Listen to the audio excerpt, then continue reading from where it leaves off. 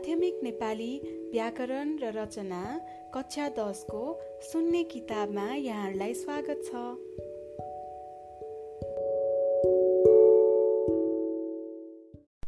एकाइ 9 पाना नम्बर 218 भाव विस्तार व्याख्या सप्रसङ्ग व्याख्या।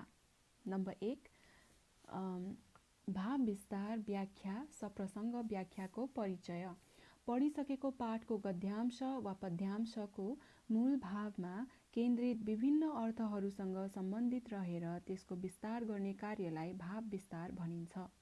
दिइएको अंशलाई विभिन्न कोणबाट विश्लेषण गरी लेख्ने कार्यलाई व्याख्या भनिन्छ भने कुनै विशेष भनाइ वा महत्त्वपूर्ण अंशलाई त्यसको पूर्व सन्दर्भ आदिका बारेमा समेत जानकारी दिएर सिलसिलाबद्ध तरिकाले व्याख्या गर्ने कामलाई सप्रसङ्ग व्याख्या भनिन्छ। यी तीनै कार्यका लागि दिएका उद्धरणहरू कुनै पाठका सुक्तिपूर्ण भनाइ वा गहिरो भाव र विभिन्न अर्थ बोकेका सारगर्भित कथनहरू हुने गर्छन्। त्यसैले ती भनाइहरू पाठको सन्दर्भभित्र मात्र नभएर बाहिर आएर पनि विशिष्ट उदाहरण बन्न सक्ने क्षमता बोकेका हुन्छन्। यस्ता कथनलाई आवश्यकता अनुसार पाठको सन्दर्भसँग जोड्दै पूर्वापर प्रसङ्ग मिलाएर विभिन्न उदाहरण र तर्कहरूले पुष्टि गर्दै आफ्नो विचारसहित प्रस्तुत गर्ने काम सप्रसङ्ग व्याख्यामा हुनुपर्छ भने भाव विस्तार र व्याख्यामा पूर्व सन्दर्भहरूको आवश्यकता पर्दैन, तर पाठको सामान्य सङ्केतसम्म गर्नु राम्रो मानिन्छ। 2 भाव विस्तारको संरचना। 1 भाव विस्तार खण्ड भनेको पहिलो अनुच्छेद। यसभित्र चाहिँ सम्बन्धित अंशको पाठगत सन्दर्भको सङ्केत गरी विषय प्रवेश अनि उक्त अंशले दिने अर्थगत व्यञ्जनाको खोजी, विभिन्न कोणबाट उक्त अंशको भाव विस्तार, सम्बन्धित प्रतीकात्मक अर्थ भए त्यसको सङ्केत। अब यसको 2 नम्बरमा निचोड खण्ड भनेको दोस्रो अनुच्छेद। यसभित्र चाहिँ सम्बन्धित अंशप्रतिको आफ्नो विचारसहित समापन। 3 नम्बर व्याख्याको संरचना। यसको 1 नम्बरमा व्याख्या खण्ड भनेको पहिलो अनुच्छेद र यसभित्र सम्बन्धित अंशको पाठ र लेखकको सङ्केत गरी विषय प्रवेश, सम्बन्धित अंशको मूल भावको पहिचान, सम्बन्धित अंशले दिने अर्थगत विविधताको खोजी, विभिन्न तर्कहरूका आधारमा उक्त अंशको व्याख्या र विश्लेषण, कुनै प्रतीकात्मक अर्थ भए त्यसको सङ्केत। 2 नम्बर निचोड खण्ड दोस्रो अनुच्छेद। सम्बन्धित अंशमा रहेका भाषा शैली आदिको चर्चा गरी आफ्नो विचारसहित समापन। 4 नम्बर सप्रसङ्ग व्याख्याको संरचना। 1 मा प्रसङ्ग खण्ड पहिलो अनुच्छेद। सम्बन्धित अंश कुन पाठ्यपुस्तकको कुन पाठको र कुन विधाबाट साभार गरिएको हो, उक्त पाठका रचनाकार को हुन्, उक्त अंश कसले कसलाई कुन अवस्थामा भनेको हो, सम्बन्धित अंशको मूल भाव के हो। 2 नम्बर व्याख्या खण्ड दोस्रो अनुच्छेद। सम्बन्धित अंशले दिने अर्थको विविधताको खोजी, विभिन्न तर्क र उदाहरण प्रस्तुत गर्दै उक्त अंशको व्याख्या र विश्लेषण, उक्त अंशसँग सम्बन्धित व्यङ्ग्य र प्रतीकात्मक अर्थप्रति सङ्केत, सारतत्त्वको पहिचान र पुष्टि। 3 नम्बरमा निष्कर्ष खण्ड अन्तिम अनुच्छेद। सम्बन्धित अंशमा रहेका भाषा शैली, अलङ्कार, बिम्ब र प्रतीकहरूको जानकारी र महत्त्वबोध, आफ्नो विचारसहित समापन। 5 भाव विस्तार व्याख्या सप्रसङ्ग व्याख्या गर्दा ध्यान दिनुपर्ने कुराहरू। 1 सर्वप्रथम सम्बन्धित अंश कुन पाठबाट आएको हो भन्ने कुराको निश्चित गर्नुपर्छ। 2 नम्बर सम्बन्धित अंश उक्त पाठमा कुन अवस्थामा आएको छ र त्यो भनाइ कसले कसलाई किन भनेको हो पत्ता लगाउनु पर्छ। 3 नम्बर उद्धरणको प्रसङ्ग स्पष्ट भइसकेपछि त्यसले दिन सक्ने अनेक अर्थ र भावको व्यापकताका लागि मनन गर्नुपर्छ। 4 नम्बर सप्रसङ्ग व्याख्यामा पाठमा छरिने वा त्यहाँको कथा वा विषयवस्तु लेख्न थाल्ने काम नगरी सम्बन्धित अंशमा मात्र केन्द्रित हुनुपर्छ। 5 नम्बर विभिन्न तर्क वा उदाहरणहरू दिएर भावको पुष्टि गर्न सकिन्छ, तर अनावश्यक बाहिरी कुराहरू ल्याएर मूल भावलाई महत्त्वहीन बनाउनु हुँदैन।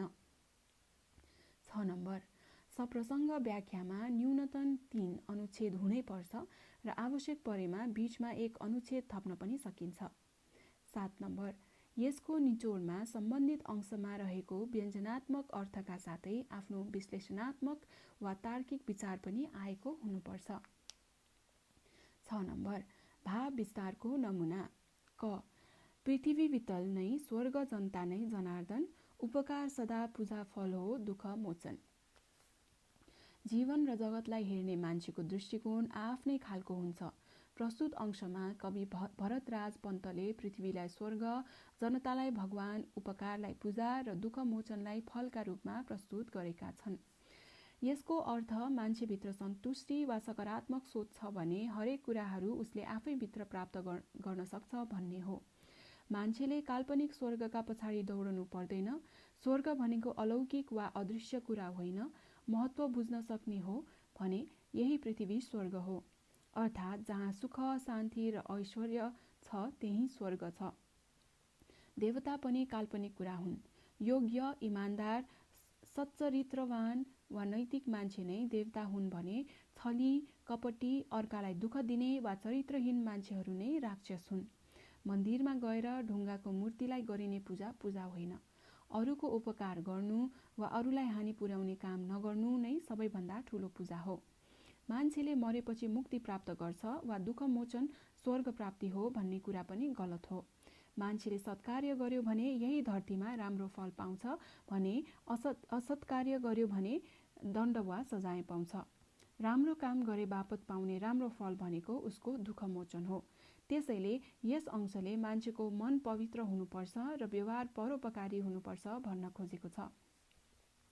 तर्कपूर्ण शैलीमा लेखिएको यस कवितांशमा गम्भीर र दार्शनिक भाव समेटिएको छ। संसारका सारा कुराहरूको केन्द्र हाम्रो मन हो र यसलाई कसरी प्रयोग गर्ने वा यसभित्र कस्ता कस्ता कुरालाई प्रवेश दिने भन्ने कुराको निर्धारण मान्छेले आफै गर्नुपर्छ। हरेक कुरालाई सकारात्मक तरिकाले बुझ्ने र त्यही अनुसारको जीवन दर्शन निर्माण गर्ने व्यक्तिले आफूभित्रै सबै थोक प्राप्त गर्न सक्छ भन्ने यस अंशको मुख्य आशय हो। 7 नम्बर व्याख्याको नमुना। क 10 लोटा पानी अटाएको गाग्रोमा 1 मुठी बढी कसो नअटाउला र? यो भनाइ टीका एकाङ्कीको हो। एकाङ्कीकार भीमनिधि तिवारीले यहाँ देशभक्तिको महत्त्वलाई गाग्रो र पानीका माध्यमबाट प्रस्तुत गरेका छन्। यहाँ गाग्रोले नेपाललाई सङ्केत गरेको छ, 10 लोटा पानीले यहाँ बस्ने सम्पूर्ण नेपालीहरूलाई सङ्केत गरेको छ भने 1 मुठी बढी पानीले कमान सिंहलाई सङ्केत गरेको छ। मनमा निराशा पाल्नेहरू आफ्नो देशलाई कमजोर देख्छन्।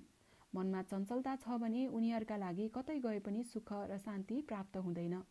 अरूको दास बन्न रुचाउने र अरूको भूमिमा गएर जे पनि गर्न चाहनेहरू यस देशमा कुनै पनि अवसर नभएको तर्क गर्छन्।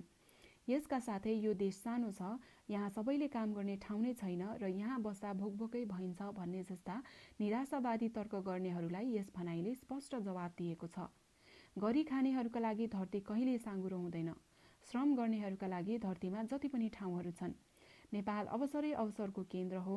यसलाई बुझ्न र प्रयोग गर्न जान्ने मान्छेले मात्र यसबाट लाभ उठाउन सक्छ भन्ने गम्भीर भाव यस अंशमा समेटिएको छ।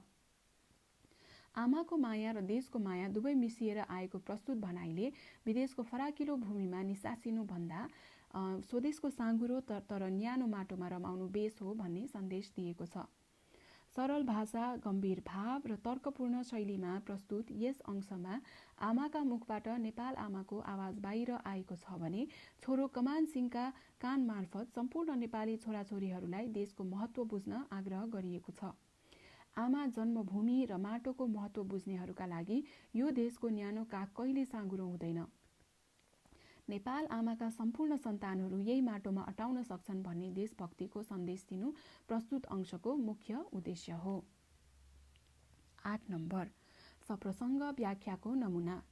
क हेर राम, यो युद्ध तिमीले जित्यौ किनकि तिम्रा भाइ लक्ष्मण तिम्रो पक्षमा थिए। मैले युद्ध हारे किनकि मेरो भाइ विभीषण मेरो विपक्षमा थियो।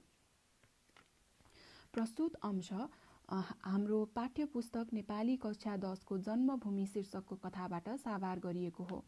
यसको लेखन तथा सम्पादन डाक्टर सुधा त्रिपाठी, डाक्टर धनप्रसाद सुवेदी र रामप्रसाद गेवालीले गरेका हुन्। विश्व प्रसिद्ध कृति रामायणको सुन्दर काण्डमा लङ्काका राजा रावणको हत्यापछिको महत्त्वपूर्ण प्रसङ्गलाई यस कथाको मुख्य विषयवस्तु बनाइएको छ। आफूभित्रको दाजु भक्तिलाई प्रत्यक्ष देखाउने अवसर पाउनु, सर्वशक्तिमान राजा रावणलाई मार्नु, सीतालाई अपहरणबाट मुक्त गराउनु जस्ता महान कार्यबाट प्रसन्न भएका लक्ष्मणले पूर्व सन्दर्भहरूको सम्झना गर्ने क्रममा यो भनाइको पनि सम्झना गरेका हुन्। यो भनाइ रावणले मर्ने बेलामा आफूलाई आफ्नै भाइले धोका दिएको प्रसङ्गप्रति सङ्केत गर्दै भनेका हुन्। हरेक कुरामा सफलता पाउनका लागि दाजुभाइको आपसी मेलमिलाप आवश्यक छ भन्ने यस अंशको मुख्य भाव हो। रामचन्द्र आदर्श पुरुष हुन्। उनलाई भाइ लक्ष्मणले निस्वार्थ सहयोग प्राप्त छ। उनलाई भाइ लक्ष्मणको निस्वार्थ सहयोग प्राप्त छ। 14 वर्ष वनवास जानुपर्ने बाध्यता रामलाई मात्र थियो, लक्ष्मणलाई थिएन। तर लक्ष्मण भित्र रहेको अतुलनीय दाजुभक्तिका कारण उनले पनि त्यो कठोर वनवासको हिस्सेदार हुने निर्णय गरे। यति मात्र होइन, उनले जस्तोसुकै कठिन परिस्थितिमा पनि दाजु राम र भाउजू सीताको साथ छोडेनन्। उता रावणको सहोदर भाइ विभीषण भने रामचन्द्र र सुग्रीवहरूका पछि लागेर आफ्नै दाजुको हत्याका लागि सहयोगी बनेका थिए। यसरी एकातिर लक्ष्मणमा प्रशंसनीय भातृत्व थियो भने अर्कातिर विभीषणमा कुलद्रोही चरित्र थियो। यस कुरालाई राम्ररी नियालिरहेको रावणभित्रको भाइप्रतिको आक्रोश शालीन ढङ्गले यस अंशमा व्यक्त भएको छ। दाजुभाइ प्राकृतिक शत्रु मानिन्छन्, तर कुनै परचक्री दाजु वा भाइ कसैमाथि आइलाग्यो भने त्यति बेला चाहिँ दाजुभाइ एकै हुनुपर्छ। यहाँ लक्ष्मणमा अति भक्तिपूर्ण चरित्र देखाइएको छ भने विभीषणमा अति विरोधी चरित्र देखाइएको छ। रावणको यस भनाइले दाजुको सफलताका लागि भाइको बलियो हात हुन्छ, उसलाई भाइको निरन्तर साथ, सहयोग र हौसला प्राप्त छ भने जस्तोसुकै युद्ध पनि सजिलै जित्न सक्छ भन्ने सन्देश दिएको छ। सरल भाषामा लेखिएको यस भनाइमा सत्यता र मार्मिकता दुवैको मिश्रण पाइन्छ। रावणले रामको भाइ लक्ष्मण दाजुका लागि ज्यान दिन सक्ने तर आफ्नो भाइ विभीषण शत्रुसँगै मिलेर दाजुकै ज्यान लिन सक्ने देखेपछि अत्यन्त गम्भीर भएर संवेदना र करुणाका साथ यो कुरा रामलाई भनेका हुन्। कथामा यो भनाइ राम र रावणका भाइहरूप्रति लक्षित भएर आए पनि व्यञ्जनात्मक अर्थमा यसले कुलद्रोही चरित्र घरमा रहेसम्म कसैले पनि सफलता पाउन सक्दैन भन्ने गहिरो सन्देश दिएको छ। अब हामी 222 पेज नम्बरमा विशेष अभ्यासमा पुगेका छौँ। प्रश्न नम्बर 14 मा भाव विस्तार, व्याख्या वा सप्रसङ्ग व्याख्या मध्येबाट 4 अङ्कका लागि 2 वटा प्रश्नहरू सोधिन्छन्, जसमध्येमा एउटाको मात्र उत्तर लेख्नुपर्छ। उक्त प्रश्न यस प्रकारको हुन्छ: कथा, कविता, निबन्ध, जीवनी विधाबाट कुनै 2 विशिष्ट पंक्ति दिई कुनै एकको भाव विस्तार, व्याख्या वा सप्रसङ्ग व्याख्या गर्न लगाउने। 1. कुनै एकको भाव विस्तार गर्नुहोस्। क. नआओस् आत्तिने दुःख, मात्तिने धन सम्पत्ति, यतिले राम्ररी चल्छ सारा जीवनको गति। ख. जहाँ विविधता हुन्छ त्यहाँ अनेक सम्भावना पनि हुन्छ। 2 नम्बर, कुनै एकको व्याख्या गर्नुहोस्। क. संसारमा त्यस्तो स्वर्गभन्दा पनि उत्तम ठाउँ भनेको जन्मभूमि हो। मेरो विचारमा जननी र जन्मभूमि स्वर्गभन्दा पनि महान छन्। ख. एक पाइलो हिँडे पनि आफ्नै भुइँमा हिँड्नुपर्छ। एक थोपा पसिना चुहाए पनि आफ्नै माटाका डल्लामा चुहाउनुपर्छ। 3 नम्बर, कुनै एकको सप्रसङ्ग व्याख्या गर्नुहोस्। क. मान्छेले बढी अहङ्कार गर्यो भने, अर्काको श्री सम्पत्ति हडप्नेतिर लाग्यो भने यस्तै दुर्दशा हुने रहेछ। ख. समेटी घुस अन्याय चाहन्न म धनी हुन, आँखा छली परीक्षामा चाहन्न इलमी हुन। 4 नम्बर, तलका सबै उदाहरणहरूको भाव विस्तार गर्नुहोस्। क.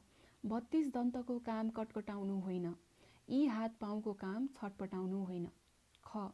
अपाङ्गता भएकाहरूलाई हेला र तिरस्कार गर्नु मूर्ख्याइ हो। ग. संस्कृतिको चरित्र परम्परागत हुन्छ तर अपरिवर्तनशील भने हुँदैन। घ. एकल प्रयत्नबाट सम्भव नहुने काममा सामूहिक प्रयत्न हुन्छ। ङ. भुडी पूजाका लागि हाम्रा कैयन पुर्खाले परचक्रीको दैलो कुरे। च. आफ्नो घर बने पो आफूलाई सुख हुन्छ। छ. वीरता भनेको वीरतै हो, राजाबाट पाएको गौरव पो त। ज.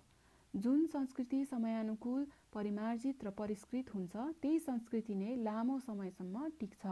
झ. भुँडी नभएको भए मान्छे सुत्थ्यो, कुम्भकर्ण सुते झैँ अनि जङ्गलै रहन्थ्यो, मान्छे जङ्गलभित्रै हुन्थ्यो। आफ्नो गाउँमा बस्नुपर्छ, आफ्नै घरमा रमाउनुपर्छ, आफ्नै छाउनुपर्छ। 5 नम्बर, तलका सबै उदाहरणहरूको व्याख्या गर्नुहोस्। क. प्रत्येक जातिको आफ्नो जातीय, भाषिक र धार्मिक पहिचान हुन्छ। ख. घरमा स्वास्नी अगतिली भएपछि लोग्नेको यस्तै दुर्दशा हुन्छ। ग. पोल्टो झोली रतन निधिका स्नेहले मुस्कुराइन्, एउटा मोती लुङ चुडिन गई शैलमा झरझराइन्। घ.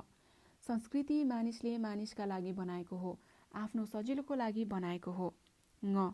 हाम्रो अग्रजहरूको चिन्तन, प्रयत्न, सङ्घर्ष, त्याग र बलिदानबाट आजको अवस्था सिर्जना भएको हो। च. भुँडी जीवनीकी निर्मात्री र विश्वकी फेरि दोहोऱ्याउँछु, भुँडी जीवनकी निर्मात्री र विश्वकी अधिष्ठात्री हुन्, जसको पूजा गर्नु प्राणी मात्रको प्रमुख कर्तव्य हो। छ. त्यस्तो बेलामा दसैँ भनेर छोड्न धर्मले पनि दिएन, नुनको ढिकोले पनि दिएन। ज. यतिका मान्छे अटाएका छन् त एउटा कसो नअटाउलास्। झ. केही भएको छैन, बस मन्त्रीज्यूसँग भेटेर आए, राणाज्यूहरूको राज गयो। य. नोकरी गर्नुपर्ने, अनेक दुःख गर्नुपर्ने, घर छोडेर देश पस्नुपर्ने, यस्तै चाडबाडा सँगै बसेर मिठो खान राम्रो लाउन त हुने, लगन पछिको पोते के काम। 6 नम्बर, तलका सबै उदाहरणहरूको सप्रसङ्ग व्याख्या गर्नुहोस्। क. इच्छाशक्ति र निरन्तरको प्रयत्न भएमा मानिसले ठुला ठुला उपलब्धि हासिल गर्छ। ख. शिव शिव, मैले आफ्ना परिवारको कति ठुलो अनिष्ट गरेँ, परमेश्वर म कृतज्ञ हुँ, मेरो पौरखलाई धिक्कार छ। ग. यो पौडीको सुख जलधिमा फूल रातो असारे, झण्डा सम्झी मुजुर मन झैँ पिच्छमा रङ्ग धारे। घ. खुला संसार, खुला परिवेशमा नै मानिसको प्रतिभा, क्षमता र मेहनतले फक्रने, फुल्ने र फैलिने मौका पाउँछ। ङ. आफ्नो जीवनकालमा दुनियाँको हित हुने काम गर्न सक्नु जीवनको सार्थकता हो। च.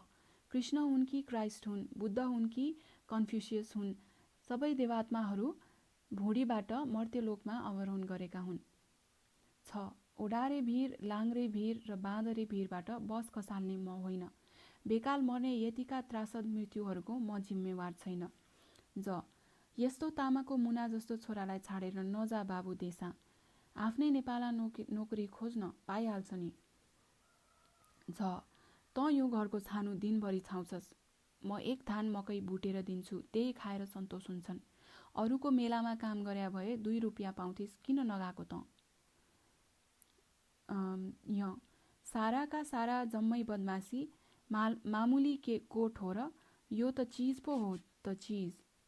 फेरि दोहोऱ्याउँछु, साराका सारा जम्मै बदमासी, मामुली कोट हो र, यो त चिज पो हो त चिज। यसका साथै पाना नम्बर 224 मा एकाइ 9 को अन्त्य भएको छ। एकाइ 10 मा फेरि भेटौँला।